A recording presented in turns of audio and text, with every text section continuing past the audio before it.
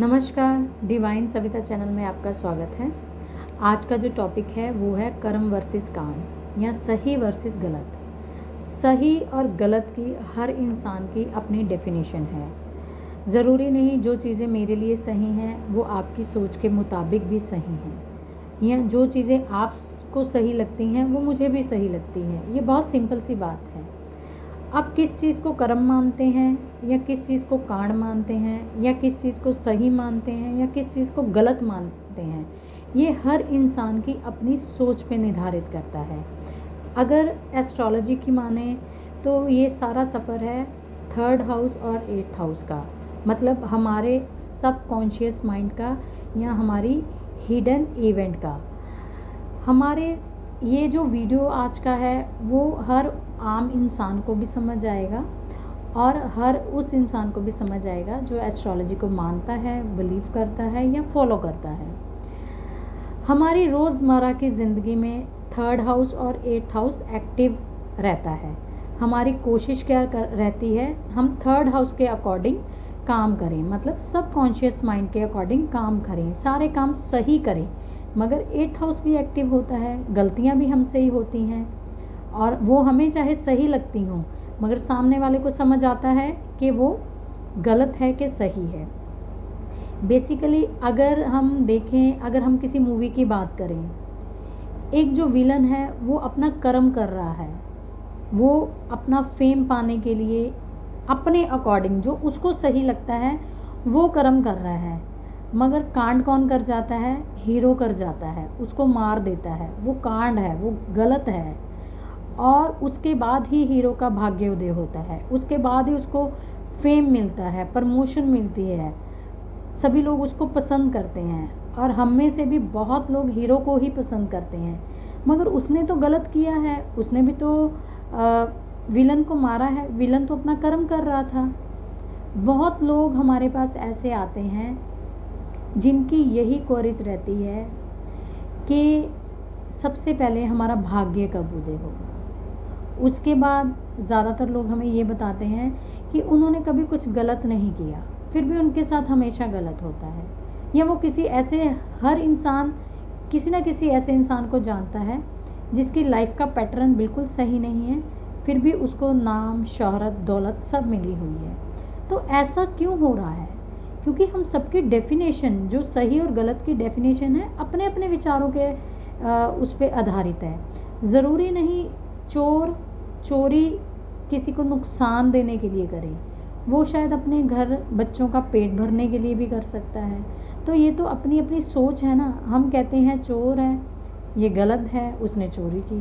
मगर चोर की जगह पे आके पूछो, वो कहता है मैंने अपने बच्चों का पेट भरना था, वो मैं नहीं हासिल कर पा रहा जो मुझे चाहिए, इसलिए मैंने चोरी की।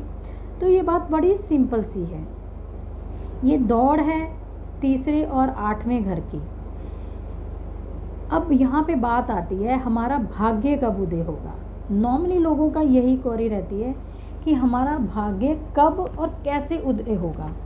हमारी एस्ट्रोलॉजी में जन्म कुंडली में 12 भाव हैं, 6 भावों में कुंडली को डिवाइड किया गया है। आम इंसान की जो जर्नी है या आम जिंदगी है, जो आम लोग ज़िंदगी जीते हैं, वो 1st हाउस से लेके 7th हाउस तक अपनी ज़िंदगी जीते हैं। अपने आप पे ध्यान देते हैं, अपने परिवार पे ध्यान देते हैं, रोज़मर्रा की ज़िंदगी में एफ़र्ट्स करते हैं, फिर उनको सुकून मिल जाता है, फिर वो अपने परिवार को, अपने बच्चों को प्यार करते हैं। तो उसके बाद आप वो जो रोज़मर्रा के जो खर्चे हैं वो करते हैं 6th हाउस से, तो उनका पार्टनर उनके साथ हैप्पीली एक जीवन बिता रहा है 7th हाउस। और यही जो चक्कर है, यहाँ तक ही आम इंसान अपनी जर्नी जो है व्यतीत कर रहा है।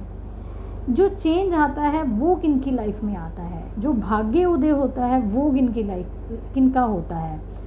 हम सभी लोग अपनी अपनी दौड़ में लगे हुए हैं, मगर सबका भाग्य तो उदय नहीं हो रहा, या सबको वो रिज़ल्ट तो नहीं मिल रहे जो उनको रिज़ल्ट मिलने चाहिए। और बहुत सारे लोगों का ये भी कहना है हम एफ़र्ट्स कर रहे हैं मगर होना वही है जो लिखा हुआ है।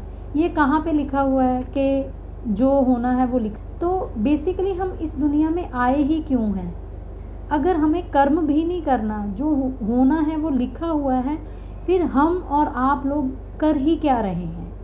बेसिकली ये सब वो बहाने हैं जो हम एक अच्छी लाइफ के लिए नहीं पहुंच पा रहे, या वो अपने गोल्स को अचीव नहीं कर पा रहे, तो उनको छुपाने के लिए ये बहाने हैं कि जो होना है वो हो ही जाना है।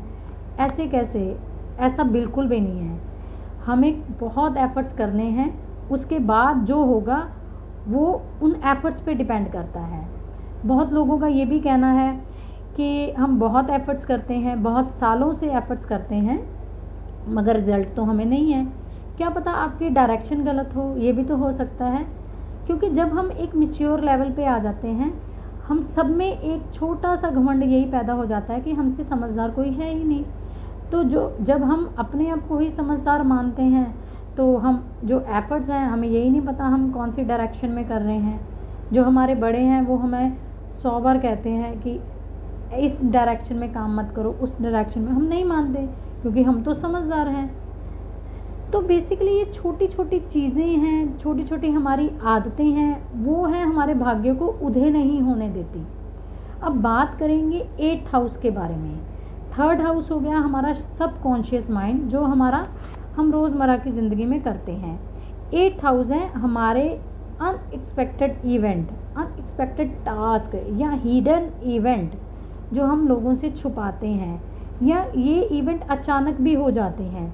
आपने बहुत लोगों को देखा होगा जिनकी ज़िंदगी में अनएक्सपेक्टेड कोई इवेंट होता है, उसके बाद उनकी ज़िंदगी बदल जाती है। और या कोई ना कोई इंसान ऐसा कांड कर जाता है जिसके बाद उसकी ज़िंदगी बदल जाती है। ये बड़ी आम सी बात है। तो मगर ये होता कब है? जब हम 8th हाउस के एक्टिव होने के बाद उसका सामना करते हैं, उसको एक्सेप्ट करते हैं, उसके साथ वर्क करते हैं। अगर आपका 8th हाउस एक्टिव हुआ है, सबसे पहले जब भी 8th हाउस एक्टिव होता है, कोई भी दुर्घटना होती है, कोई भी ऐसा नेगेटिव इवेंट होता है, हम सब डर जाते हैं।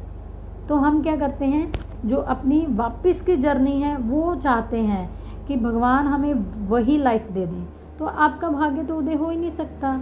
मगर भाग्य उदय सिर्फ उनका होता है जिनकी लाइफ में 8th हाउस के रिलेटेड जब भी कोई इवेंट होता है, उसके बाद आप उसका सामना करते हैं, उन चैलेंजेस को एक्सेप्ट करते हैं, और उसके बाद जो है आपका भाग्य उदय होता है। फिर आप जो मोक्ष की तक की जर्नी है, उससे आप सिर्फ 2 या 3 घर पीछे रहते हैं।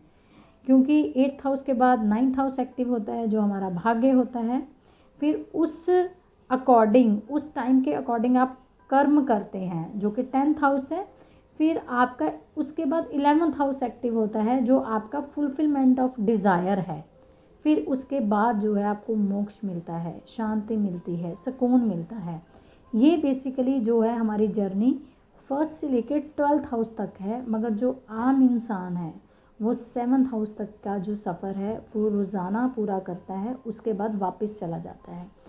8th हाउस की जर्नी बहुत कम लोग वो करते हैं, कंटिन्यू करते हैं, और सिर्फ उन्हीं लोगों का भाग्य उदय होता है जो 8th हाउस की जर्नी को आगे कंटिन्यू करते हैं।